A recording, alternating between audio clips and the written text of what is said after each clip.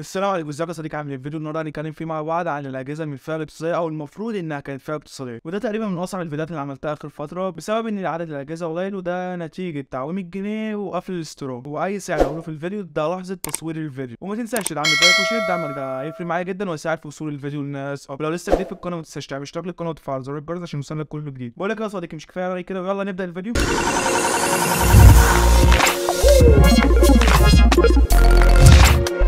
اول جهاز معانا يا صديقي وهو من سامسونج الاي 04. الجهاز بيجي بتصميم بسيط جدا من البلاستيك. اما بالنسبه للشاشه فهي من نوع BLS LCD 6.5 بوصه. اما صديقي بقى بالنسبه للمعالج فالمعالج هنا هيليو بي 35. اداء المعالج ده كويس جدا وهادي معاك الغلط والزياده كمان. اما بالنسبه للكاميرات فالكاميرات الخلفيه هنا مزدوجه. الكاميرا الاساسيه 50 ميجا بكسل بفتحه عدسه 1.8. اما بالنسبه للكاميرا الثانيه فهي 2 ميجا بكسل بفتحه عدسه 2.4 والكاميرا دي للعزل. الكاميرا الخلفيه هنا ممتازه جدا وتعتبر من احسن الكاميرات الموجوده في الفئه دي. نيجي بقى يا صديقي للكاميرا الاماميه. الكاميرا الاماميه هنا 5 ميجا بكسل بفتحه عدسه 2.2 والكاميرا الاماميه هنا ممتازه جدا. نيجي بقى يا صديقي للمميزات اللي انا شايفها موجوده في الجهاز. انا شايف اهم ميزه موجوده في الجهاز ده انه بيجي تايب سي. اما بالنسبه للبطاريه فهي 5000 ملي امبير. ونيجي بقى يا صديقي للعيب اللي انا شايفه في الجهاز. اول عيب في الجهاز ده انه بطيء جدا في الشحن وبيجي من غير بصمه. ونيجي بقى لسعر يا صديقي. السعر ده في وقت تصوير الفيديو ده في اللحظه اللي انا بكلمك فيها وهو حوالي 4400 جنيه للنسخه ال 32 3 جيجا رام. نيجي بقى يا صديقي للجهاز الثاني معانا وهو من ريلمي اللي هو سي 21 واي. الجهاز هنا برضه يا صديقي بيجي بتصميم بسيط جدا من البلاستيك.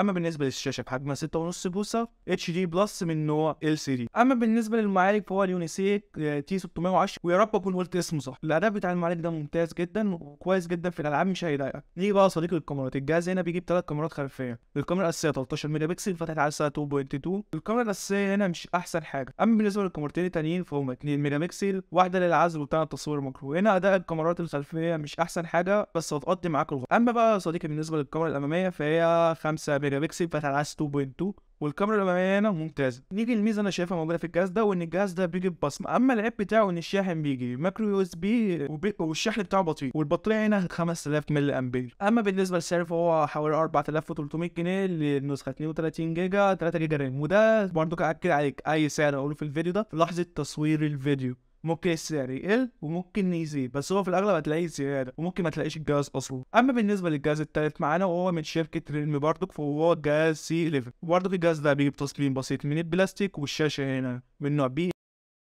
حجمها 6.5 بوصه HD بلس. اما بالنسبه للمعالج فهو هيليو جي 35 واداؤه هنا مش احسن حاجه. اما بقى صديقي بالنسبه للكاميرات فالجهاز هنا بيجيب كاميرات مزدوجه. الاساسيه 13 ميجا بكسل بفتحه عدسه 2.2 وهنا برضك اداء مش احسن حاجه. واما الكاميرا الثانيه فيها 2 ميجا بكسل بفتحه عدسه 2.4 ودي للعزل.